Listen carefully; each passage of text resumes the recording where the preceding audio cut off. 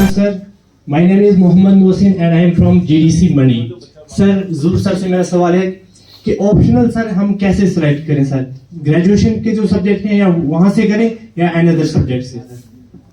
How to select sir optional? तो मेरा इसमें आंसर यही रहेगा कि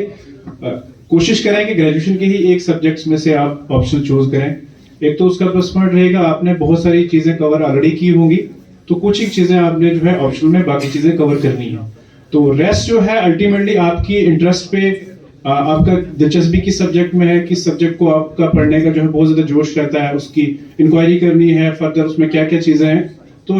अल्टीमेटली आपके इंटरेस्ट पे ही रहेगा। जिस साइड आपकी इंटरेस्ट ज्यादा है तो इन्फ्लुएंस मत होइए एक्सटर्नल फैक्टर से कि उसका मैथ था उसके तो हाईएस्ट आए, उसका केमिस्ट्री था उसके हाईएस्ट आए, बट उन पे मत जाइए, क्योंकि अल्टीमेटली आपका जो इंट्रिंसिक जो आपका